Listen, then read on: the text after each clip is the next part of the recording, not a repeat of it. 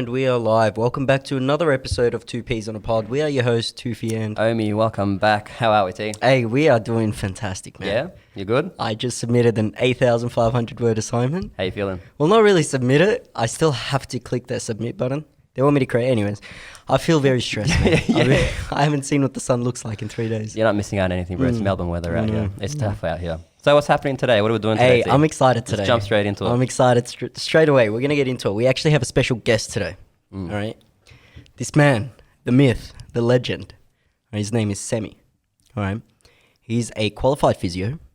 And today he'll be talking to us about our back pain. Bro, back pain, heart pain, whatever type of pain you got out there. I can say this guy's probably the closest thing I have to a partner because no one's touched me in the past year as thoroughly and, as he has. So, Sami, why don't you tell the viewers a little bit about yourself and how you got into physio and so on? So I've been practicing for about 4 years as a qualified physio. I met Omar, how I meet most of my patients. He was referred to me from another guy. So I knew a guy who knew a guy. A cripple knew a cripple, bro. Okay. So yeah, we met like that, and I got into physio because I like helping people, and I get to do that every day. So no one, you hope to do something you love. I get to do what I love every day. It's pretty cool. That's amazing. It's good to have a physio that's also really in shape. You know what it's like? Yeah, because you know why? When he tells you something, you look at him and you be like, yeah, this man knows. Yeah, it's like when you go to a doctor or like a PT and like they're severely overweight. Yeah. And they'll be like, you got to do this and this. You're like, yeah? Why don't you do it? You let me know how it goes and then we'll discuss. And it also helps as well if you're athletic or if you go gym, you have someone to relate to. They probably done the same movements, same exercises, things like that. Well, yeah, that's the thing. Like when I remember my friend Norman was the one who referred me to Semih. And, the selling point was the fact that Semih himself, A, is a cripple. He's blown out his knee as well, like every other person in the area. But B, like he does fighting, he does sports, like he does BJJ himself and everything. So like the man knows. The man feels pain. That makes me feel comfortable. That's why, yeah. Now, Semih, I'm going to bring you in this, all right? I'm going to clear the elephant in the room, okay? Let's do it. I want to know, okay, and I'm sure the listeners out there want to know, what's the difference between an osteo, a chiro, and a physio? I saw this question coming. I saw this question coming. It's all right. I get asked this about 3 times a day, I reckon. What's the difference? No one still knows. I mean, look, we kind of know the logistics of it, all right? And if you ask anyone from the area, this is the answer they'll give you. Physio, massage. Osteo, needles. Chiro, cracks, necks, and backs. Yeah. That's as plain as it gets. All right, let's debunk some stuff. Let's do it. So let's do it. Let's start off with physio, I reckon. So there's essentially a reason why we're in hospitals, we're in the sports field. So we're all about rehab and not just putting a Band-Aid over the problem, but fixing it. So think of it like you might go to a myo because your lower back's tight. Like I got a tight lower back. So you expect a lower back massage. You might go to a physio and say, my lower back's tight. And he'll be like, look, man, your lower back's tight because your glutes are just very inactive and your lower back feels like it really has to work hard because your glutes aren't doing what they need to do. So instead of me just treating your lower back, let's fix the problem. So it's like if you had a leaky tap in a room, you could mop the floor and come back to a wet floor the next day. Or if physio might fix the tap and be like, oh, it doesn't leak anymore, right? That's a good analogy. He's thought about that analogy. That's a very good analogy. Yeah. I'm a man who respects analogies. And that's up there. Up to standards. But look, typically when people go to a chiro, they'll be like, oh, you go to a back injury, you go to a chiro. You want some massage, you might go to a physio or an osteo or a myo. And physio is kind of an all-rounder. But to be honest, 70% of what I treat is back pain. Back pain, very, very prevalent. And look, I'm probably going to cop a lot of shit for this. But I do see a lot of people that come to me saying, I went to a chiro, he cracked me, just kept cracking it. Nothing really happened. Didn't really address the musculoskeletal issues.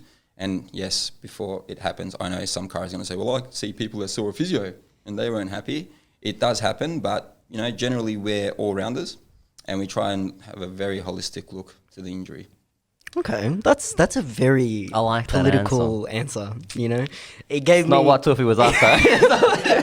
it gave me none what I was seeking for. Nah, look, I know. I can say from personal experience, me and my cousin, my female cousin, had an argument about this recently because she was seeing a chiro for 2 years now, and we were discussing the whole purpose of why she sees a chiro. And when we went into lockdown, she was complaining that her back was sore, and she's like, "It's sore because I haven't seen my chiro in a while." Ah, there it is. I was like, what does that mean? She's like, I go see him like every 2 weeks, and like I feel amazing. I'm like, yeah, but isn't that a part of the problem? The fact that you've been seeing him every 2 weeks for 2 years, like pain management to a certain degree, but like, where's the You got to keep the clients coming back for money, right? If you fix their problem straight away and they don't come back, well, they go $60 a consult. Yeah, but that's the thing, right? If you fix their problem, they'll come back to you for another problem. You'll be the guy that fixed it, right? You want to be that guy. I didn't think about that. Yeah, you want to be that guy. You want to be that guy. All right, so I'll try to explain what I'm thinking about right now, okay? So say, for example, I wake up and I feel like soreness across my back. I can't pinpoint where it's at, all right? I train, I stretch, I do everything like that. But I look at those chiro videos online, right? And I see this guy with adjustments and necks everywhere and them screaming out of relief. I'm tempted. Screaming out of relief. I don't know know. what I mean? Is it out of relief? They look like they're relieved. I don't know. There's a moment of fear in their Yeah, eyes. when you cause nerve damage, I'm pretty sure relief is followed afterwards. And the whole purpose of today's episode is we wanted to get someone from the industry to talk to us a little bit more professionally about it. And then we wanted to bring someone from the chiro industry and then so on and so on. And that way we get a little bit of a better understanding about what's going on. So what is the most common kind of injury that you probably come across all the time as a physio? Without a doubt, lower back pain. Lower Number back pain. one. What's it come from? Though? It's the one thing I miss about my childhood. no lower back But pain mine is my problems. knees. Like I thought knees would be the most prevalent one, to be honest. Look, when you move away from the back, probably knees are up there, knees and shoulders. And then less common, maybe ankle. You kind of need a trauma to the ankle. You'll see a lot of acute ankles, like I rolled it, So with lower back pain, what is usually the main cause of it? Sitting at a computer, posture, Yeah, nailed it. Lifestyle. lifestyle. Every now and then you'll get someone who twisted wrong or something went wrong. But a good health practitioner will listen to their story and kind of give you a diagnosis without even having to touch you, right? You've already got a bit of an idea of what's going on before you get the patient up and do a bit of a physical examination, and that'll confirm what's going on. So, for example, like you explained, you woke up for a bit of back pain. I'll have a quick chat to you about, like, what do you do? What do you do for work? What do you do for life? And you might say, look, I'm into gaming, and also at work, I'm usually sitting down. I'm an accountant, so like, all right, this guy sits about 16 hours a day. Then I'll ask about your exercise activities. Again, not a lot. And I'll start to piece it together. And the physical examination basically confirms what I was thinking from the start. And then, we start fixing it. I've got a question. And this is a question I wondered because Are obviously you looking at me when you're asking this? No, or- just general. Okay, cool. General Yeah, aura yeah, of yeah. the room. Awesome. Yeah, we're so close. I'm afraid to look at him now. Like it's so sensual when I look at him. It's not the closest we've been, but we're close right now. I was gonna ask because I've been with you for a year now. What's the biggest pet peeve that you have with clients that come through? This one's a ripper. This because I've always wondered. I already know. This one's a ripper. I think every allied health professional will agree with this one. When someone walks in and goes, I'll just tell you, I have a very high pain tolerance. Self-diagnosis. What? Yeah, people walk in and be like, I just want you to know I have a very high pain tolerance. And you're like, okay. Was that the first segue? Like, Yeah. they Yeah. started off with hello. Okay, cool. Yeah, I don't even- I would have thought it was self-diagnosis. Like, they come in and then when you try You're like, to yeah, pinpoint a problem, they're like, WebMD no, told me it's this." actually over here. That's easier to kind of work around Than 'cause pain tolerance. if you're well spoken, you can be like, look, I understand that you had a bit of a look maybe on Google or someone, your mate said, oh, I had that. That's your issue. But you're here to see me as a professional. Let me tell you, or let me, help you figure out what's actually wrong with you, because every back injury is different. Every injury is different. So you never want to be like, well, you didn't come here just for me to say, yep, you nailed it. What else can I do for you? You come here for the expertise. But the people with I'll just let you know, I've got a high pain tolerance usually, anything but. So, you know, as you're treating, they're like, oh, that's really sore. But I have a really high pain tolerance. I don't know why this hurts so much. And I'm like, okay. Yeah, now we know. To be honest, I thought it'd be like hygiene. Like I can imagine That's people. another one. Yeah. I didn't want to mention it, but I'm like, bro, can you imagine the stank that some of these people trail in with? Yes. I won't mention any names, but I smelled it before I saw it. No, I smelled it before I saw it. It was coming around the corner. I just knew. very, very bad. I was treating this young gentleman, and I just, Yeah, like, oh God, he hadn't wiped very well, hygiene people. Yeah. Well, what did you think it was? and you could see it. And I I was thought like like, maybe just general BO, man. Like, yeah, and I was like confident enough because I knew the guy. I'm like, dude, man. He's like, oh, I haven't been feeling well, and I'm trying to be a professional. I'm like, all right, man. I'm like, next time. What do know? you do in a situation like that? Do you just try to speed up the process? Do you just have to? Just depends how close you are with the patient. Yeah, it depends how close you are with the patient. I have had a patient fart while I was treating him. that was bound to happen. They felt very embarrassed. They were a very nice older gentleman. I don't think you would mind if it was a fart. I didn't mind Yeah, that. like that's an easy fix. That's like, all right. I just didn't want to 20 make the seconds. guy uncomfortable. was Yeah. I think "It's it okay." depends on the type of fart, though. Like if it's a protein, like high protein diet, let's not just get like into that. musky. You know the one where you got to air out the Jeremy, come like on, you got man. the eyes start hazing a little bit. 65% of our viewers are I'm so females. sorry. Let's Yes. not ruin it for Yeah, I'm them. It's so become sorry. such a blokey podcast. Yeah, I was gonna say, Straight away, one, bloke two, it up a one. little bit. Far out. What I No, but like, so I would say hygiene. I would have thought hygiene would be a massive one. Hygiene's one. Another one is when someone comes in for a knee injury and they're wearing the tightest jeans you've ever seen. And you're like... that yeah. makes sense. And then you might ask like, oh, did you come straight from work? No, it's been home all day.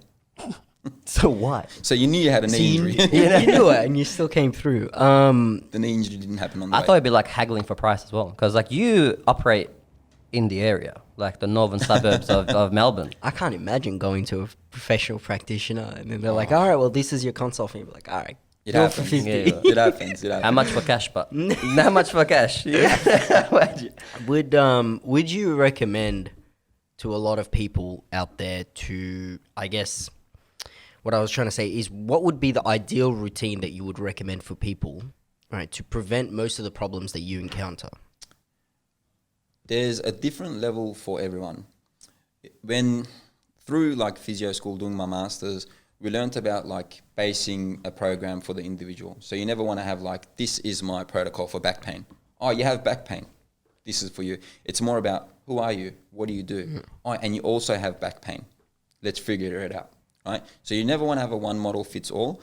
So I like to base my stuff on people's lifestyle. So if we used Omar, for example, he's very active, likes boxing, likes running. So we'll do a lot of stuff based around that. But I couldn't use the same thing for, let's say, another gentleman who was maybe a gamer or wasn't very active. I'd be like, look, let's start off with walking, right? Let's go for a walk a day. Whereas you got one guy who's really advanced, does a lot of exercise, does a lot of boxing. I can't expect another guy to all of a sudden make the flip. But some level of activity is the most important thing. And like similar to what you guys do, I think the most important role is we're all educators. Yeah. So I'm talking throughout the whole consult. I'm using every second in that consult while I'm using my hands and doing what I do and relieving pain to convince someone to change their mind, do stuff. Did you say relieving pain for a second? Yeah. Because sometimes I experience more pain in the sessions that we have together than when I'm just injured. Because he's got like those suction caps. You feel better, man. Do those suction caps hurt? Are you into crypto? I am into crypto. Investment. Invest. It's Future an investment. Because look, I'll Future say relief. this: it has been future, like it has relieved me, obviously. But man, sometimes I don't look forward to the sessions because like I know what's happening. You know, sometimes you go to the first session and the second session comes. I know there's suction cups are coming out again, and bro, you can hear a grown man squeal. Sometimes when you go early as well, and some other patients there as well, and like you're having a chat, and then you can just like, yeah, it's good. We didn't even mention, how long have you been doing physio for? 4 years. 4 years. Yeah. Right? And you've done your master's in physio. Yeah. I've done 3 degrees. So that's why earlier when you guys were talking about school and assignments. PTSD, yeah. Yeah, PTSD, man. The eye twitch, like hand in stuff. Still wake up. Turn it in, LMS. similarities. Yeah, Oh. man. There's a beauty of just graduating and no one can tell you what to do anymore. You Yeah, no, we don't do know what you that want. feeling, but I heard it's great. No, it's good. Must it's be good. Take nice. it from me. Must Look, be nice. some people love that academic round. Like, oh, I can't wait to get into my next course. That wasn't me. No, Yeah, I in can't wait and to out, get bro. out. In and I out. wasn't that guy. Can't I wait to blame get you, out. man. It's hard. All hard. right. Well, I'm gonna keep battling you up against the other professionals here. All right. Out of osteos and chiros, who do you think is more tailored or more a solution to the long going problems? Because you said chiros are temporary fixes. Does that include osteos as well? Well, I didn't say that. Yeah, I was gonna. I think I almost when did he say that? I, All right, look, let's word it this way. Good catch. Good catch. If a physio wasn't available, because obviously I'm going to be biased, I'm a physio, right?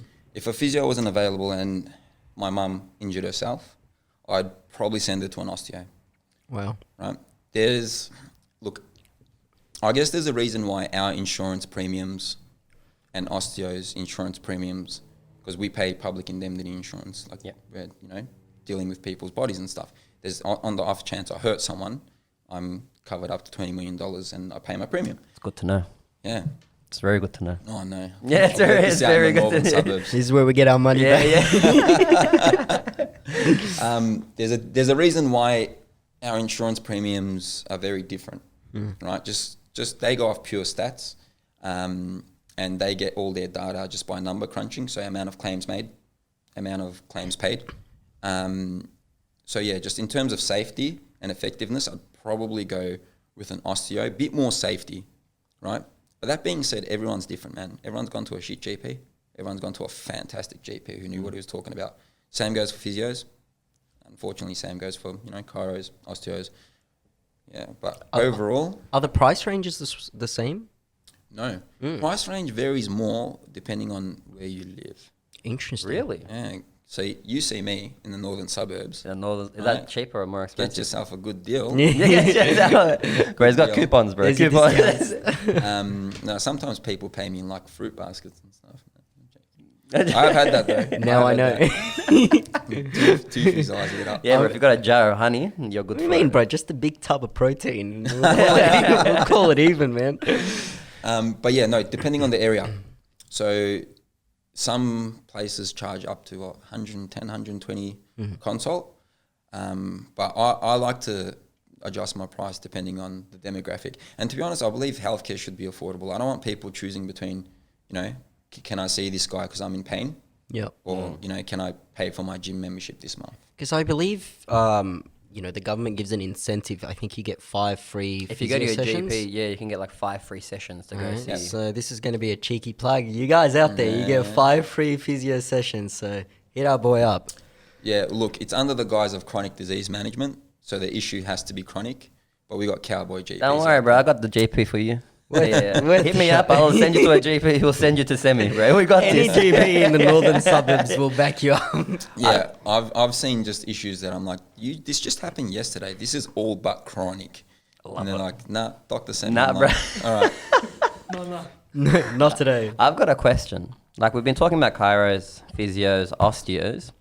Who the hell are my therapists? Because I've never, the first I ever heard about it was like 3-4 years ago. Look, I'm not going to lie to you. He said Myo earlier in the episode. And I'm like, I don't know what he's talking about. No, but like, cause I've seen it. There's a few. So like a lot of PTs, they'll offer sessions where they'll go through if you got any injuries and whatnot, and a lot of them have like a certificate in myotherapy. Yeah. So, Sami, what is a myotherapist? To the best of my knowledge, a myotherapist is, a myo being, I don't even know, myopathy, myo, and then therapist. So massage meets therapy. So They're So, They're a overqualified masseuse. overqualified, bro. Sorry, underqualified I don't know. masseuse. I I actually can don't see know. this I don't know. conversation is being led. I don't really don't want to insult anyone out there that is a myotherapist. Please Well, look, educate us. Look, the fact that there's more out there, it gives you an idea of the demand and how easily you can potentially get into a myotherapy course. look, off the top of my head, when I was trying to get into physio, it was hyper competitive. Yeah. And of recent, I think the ATA score is ridiculous, man. Like 93, I'm pretty sure. 98 was what because I Jesus Christ. mentor a lot of students, and they're all like, some are trying to get into physio, and yeah, one was reporting like 97, 90. I'm like, Jesus, man, it's like Wow. medicine. And High. Wow. I don't know what the requirements are for myo, but I'm not sure it's that high. And look, everyone, like, you want to work in that field where you want to help people, you want to diagnose, you want to treat. That could be a nice gateway into maybe potentially getting into physio later. I know some people do that, but you know what? If there's any myos out there, can you guys diagnose injuries? Yeah. Like, Can you? Yeah, I actually want to know. send it in. Can they- Seriously, I want to know. Like, can you guys diagnose? Because there are times where I'll treat patients that might see me for what's the problem, like why am I feeling like this, and then once we're done after a few sessions, I'll be like, look, continue with your myo, get them to work through this region every now and then, but do these exercises that I gave you, and we'll fix the problem. But in terms of actually diagnosing and their clinical role, maybe in sports and hospitals, I'm not too sure. But neither am You I. mentioned it before that you said, physios kind of help in fixing the long run problems. So, you get put on a routine. If you need, you get given certain exercise to obviously fix a reoccurring issue, right? People don't understand that, say, for example, they feel tightness in their rhomboids or, their pecs are tight or whatnot. They think that when you go in there, you're just going to release it and it's going to be all good. What people need to understand is if it took them, I don't know, say 4 years of training and that has led to that problem, it's obviously going to take not similar to the amount, but maybe even half that amount to kind of get it back to its original form. Is that correct? Bringing you back to what, like pet peeves, 100%. So someone, people will come in and be like, I've had this back pain for 10 years. When will you be done? When can I expect to be relieved of this back pain by the time the session's over? And I'm like, man, come on. It's always nice when you can kindly use the things people have told you to convince them of what's going on, rather than just, not barking orders, but just being like, I'm a physio, do what I say sort of thing. So like you said, I'd be like, how long have you had this back pain? 10 years. Okay, 10 years. Look, it's very unrealistic to expect you've had back pain for 10 years that we can kind of resolve it. And then another good question, people are like, why do I feel like this? Why? I haven't even done anything. So we always look at what we haven't done. What have you done? What have you actually done to look after yourself? That's a really good one. So like, I haven't even done anything. Why do I feel back pain? I'm like, very good point. You're right. What have you done to keep active, keep strong? Oh, well, not a lot. I'm like, well, therein lies the issue, right? It's just like your car. If you keep driving it, and one day steam starts coming out of your bonnet, you wouldn't be like, what have I done? Why is steam coming out of my bonnet? Like, well, have you taken it to a service? No. Have you had a look every now and then? Well, no, I just drive it. Well, your body's the same thing. If you're just using it for day to day, go to work, come back, you don't have to run a marathon or do a backflip or fall. Sometimes the body just like, man, I'm just struggling with what's going on. Yeah, I think that's a big problem for everyone now, though. Like, we really, as much as you think the whole movement of fitness has gone up, but obviously the statistics show the exact opposite, where everyone is becoming so much lazier. Everyone is like, a couch potato, sitting for hours at a game or whatever it may be, and no one really, like, I can say until I went to Semih, I was going to gym for 7 years, until I saw him last year. He was the one who actually fixed my posture when it came to like benching. Because for me, benching was my worst lift. I could not do anything when it comes to benching. And I never really understood why. Oh, I know. Now I know. Oh, well, I don't know why, but I Oh, know that your bench was the weakest. Cause Look, man. Yeah, you That's know my what? strength. Look, that's a good point. He understood why. That's what you want to hear as a healthcare practitioner. So if I see Omer again, he's not saying, I got to see Semih every 2 weeks so my bench can be good. We're done. Right? His bench is good. You've identified the problem. It's now That's it's it. in your hands. Yeah, He's I can't say fixing my it. bench is good, but like it's getting better. we'll see. Yeah, we'll see. Nah, but I think that is an issue that you see. Like, everyone neglects the whole aspect of how, a lot of people will see the physio once the pain's there or once it's becoming unbearable, not when, Like it's a whole maintenance type of process. You know, I would happily go see a physio now just for like just a week in, week in, to even learn something. I don't know if you've been on his Instagram profile, bro. This guy's got these weird activities that he does for his, like when I say, you know, like you got a shoulder press, but then you got like a handstand shoulder press. And you think to yourself, what is this, bro? Every day he's got some weird new movement going on, some weird, I don't know how to explain it, but it makes me feel depressed sitting at home. I just wish I had that kind of mobility. That's the thing, bro. He's got the mobility. That's This the is problem. what I'm really afraid of. Like, and I think it's like taking a car to a mechanic. You're afraid to find out what the problem is? You're afraid to find out how many problems there are. You know, I know if I go with Semih, I'm like, all right, man, look, I've got this specific problem. I'm going to walk out with like 9 different injuries. Like, by the end of it, I'm going to be convinced that I'm not even sleeping properly, which probably is a thing. Because as you well. got a problem with your back, don't you? I do. So I actually have a problem close to my rhomboid, and it happened because of bench. I wasn't exactly stretching my scapula out properly, and it caused self-diagnosis, by the way. Yeah, WebMD stuff right now, bro. Hey, we will talk after. Thoracic facets, man. Yeah. Yeah. Well, or one of my physio friends. He's the reason I put quotation marks is because they're still studying, so they're not qualified just yet. He said it could be my rib, my intercostal Intercostal joint, yeah. That's the one, in the rib. I'm like, not bad. I'll take it into consideration. I was going to ask, do you ever, like, as a teacher, sometimes you'll go to class, and you know how kids will ask you a question, and, bro, You have no wing, answer. like, yeah, I wing the answer. They'll be like, so, you know, if I was to look at cellular respiration, how many ATP models do you end up with after, like, one cycle of the Krebs? But sometimes I look, that's a fantastic question. Why don't you Google it and let me... But like, have you had that where people